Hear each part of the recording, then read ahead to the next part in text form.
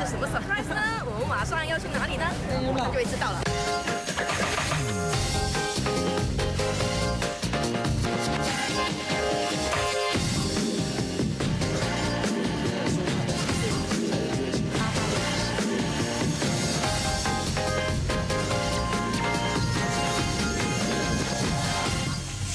马上来看一下呢，本周的双亲特辑啊，到底有谁出现在里面呢？一起来看看。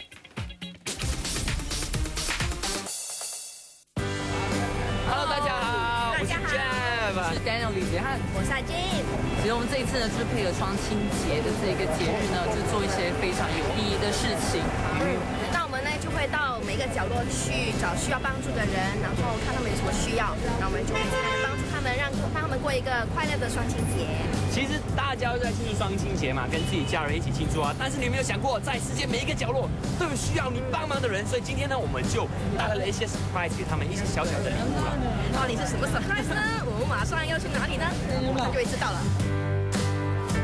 Daniel、Jeff 和 Jane 这一次的任务一点也不简单，他们必须随同善心的义工们，把食物送给一些需要被关怀的老人家。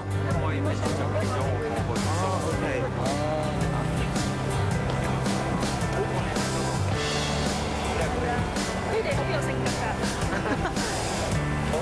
好，你好。要唔要我幫你攞多啲啊？拿呢個係少少。眼前这位婆婆，多年前被家人抛弃，在没有经济能力之下，被逼露宿街头。她已不是第一次在街上度过双亲佳节。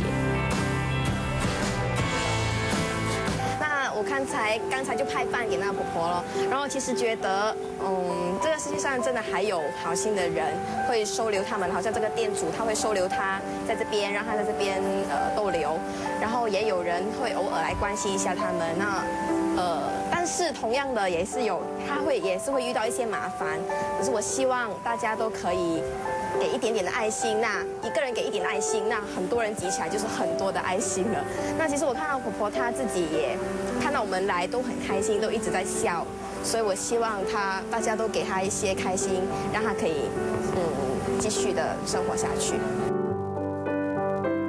我看到这种画面，突然间有一种想哭的感觉，很感动哦。很温馨啊，对。对啊，因为双亲节基本上呢，就是要好好的去发挥你孝顺的精神。那如何对待你的父母亲呢？其实真的会影响到你的未来的。哦，会而且我听说，就是你怎么对你的爸爸妈妈，然后将来你的孩子们也会这样子对你的。对啊，所以是有报应的哦。所以如果你想以后你的生活过得好一点，好好对待你的父母亲吧。OK 了，我们继续温馨下去好不好？来看一下我们双亲节特辑 Part 2。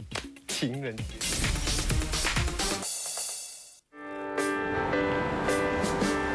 接下来，义工们带领着3位艺人探访一位老朋友，让他们见识本地最大间的房子。没错，眼前这个摊位对你来說，或許只是一個熟食檔口，可是它卻是為流浪朋友遮風擋雨的住所。但係呢個檔口係冇人嘅，係冇人嘅，日頭冇人擺檔嘅。当你坐在你家电视前面的时候，你觉得你的家很大或者很小，你享受这个冷气的时候，我跟你讲，马来西亚还有这个一个角落需要人帮忙。我们现在来看一下我隔壁这个，你看它是一个摊位，可能是一个小贩摊位，不过这个摊位已经荒废了，就有人丢在这边。结果你看这个地方，乍看可能觉得这个摊位也没有开，所以可能晚上才开。不过我跟你讲，它是一个流浪汉的住所，我们来看一下。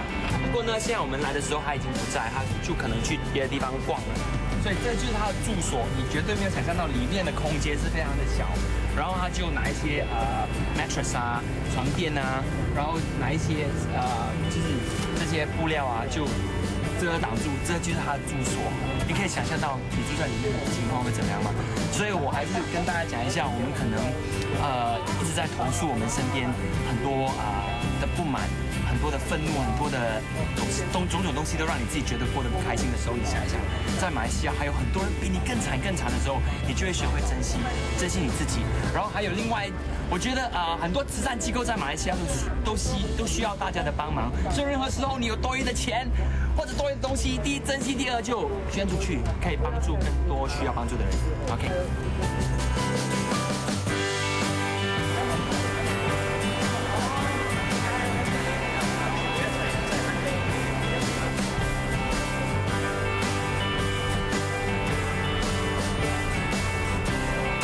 时汽水罐和纸皮箱是这对老夫妻的生计，吃不饱对他们来说已经不再重要，因为他们还得顾虑住所被霸占的问题等等。面对患上忧郁症的老婆，Uncle 没有埋怨过，因为有人愿意陪伴他睡在街上，这已经是一种幸福。那今天也是第一次参加这样子的活动，虽然参加很多种不一样的慈善的一些活动，那这一次呢，就是来为无家可归的朋友呢做这些东西的时候，其实我觉得心里是有点难过，然后甚至是不知道该怎么样跟他们沟通，就是怎么去了解他们的。但我想说，在这个双亲节呢，也是一个很好的体验呢，让我了解到说，其实我们应该珍惜我们身边的每个人，特别是我们的爸爸跟妈妈。所以在此呢，也祝所有的父母亲们，祝你们双亲节快乐。